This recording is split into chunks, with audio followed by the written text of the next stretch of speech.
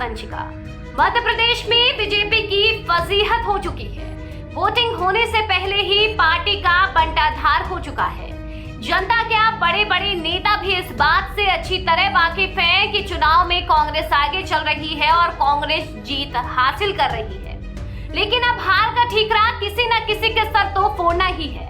अब जनता खुद से तो वोट देगी नहीं तो पैसों का लालच देकर वोट मांगो।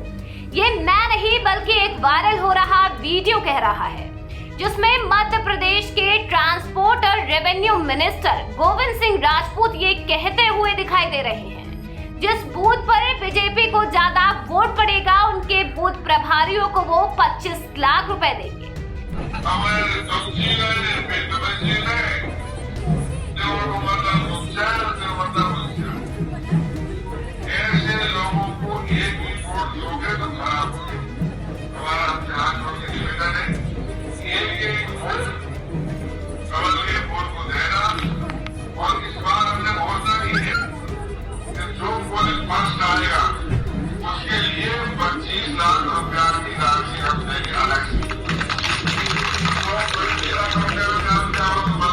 ये वही नेता है जो चुनाव में जीतने के लिए जनता से लूटे हुए करोड़ों रुपए खर्च कर देते हैं और जब जनता को कुछ देने की बारी आती है तो हाथ खड़े कर देते हैं। कुल मिलाकर एक बात तो साफ है कि जिस तरह कांग्रेस ने फ्रंट पिच पर आकर इस बार बीजेपी को पटखनी दी है, उससे दिल्ली में बैठे आला कमान भी चारों खाने चित्त नजर आ रहे हैं।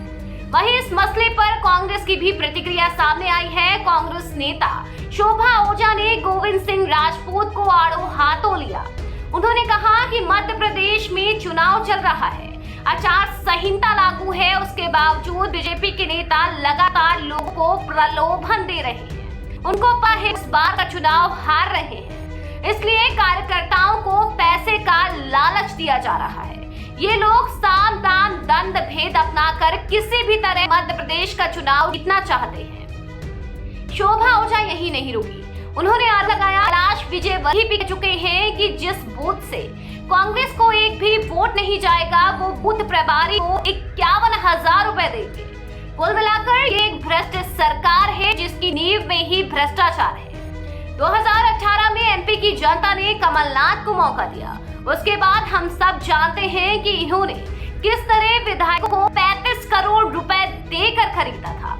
उन्होंने कहा कि गोविंद सिंह राजपूत भी 35 करोड़ रुपए लेकर बीजेपी में गए थे। वो सिंधिया के करीबी नेताओं में से एक है। वहीं उनका इतिहास भी करप्शन का है। वो इसी के साथ मध्य प्रदेश में जाने जाते हैं और वो कह रहे हैं कि हम 25 लाख देंगे। उन्होंने पूछा कि ये 25 लाख प्रभारियों को देने के लिए कहां से आ रहे हैं? क्या ये 50% भ्रष्टाचार का पैसा नहीं है? कुल मिलाकर भ्रष्टाचार मुक्त भारत का नारा देने वाली भारतीय जनता पार्टी के मंत्री अब चुनाव जीतने के लिए खुद भ्रष्टाचार कर रहे हैं और सरेआम पैसों की धौंस दिखा रहे हैं। खैर, चुनाव आयोग ने गोविंद सिंह राजपूत के खिलाफ आचार संहिता के उल्लंघन में एफआईआर दर्ज कर ली है, लेकिन सवाल यही है कि आखिर ये कब तक चलेगा। गौरतलब है कि मध्य प्रदेश में बीजेपी की अंदरूनी कलह अब सड़कों पर आ चुकी है। एक तरफ जहां शिवराज सिंह चौहान को साइडलाइन कर दिया गया है और वो लोगों से भावुक अपील कर रहे हैं, तो दूसरी तरफ अब कार्यकर्ता ही पार्टी के खिलाफ खड़े हो गए हैं। खैर, देखने वाली बात होगी कि कांग्रेस को तोड़कर सत्ता में आने वाली भारतीय जनता पार्टी इस बार मध्य प्रदेश के विधानसभा चुनाव में क्या कारनामा करती है। खैर, इस खबर पर आपका क्या कहना है हमें कमेंट बॉक्स में जरूर बताएं।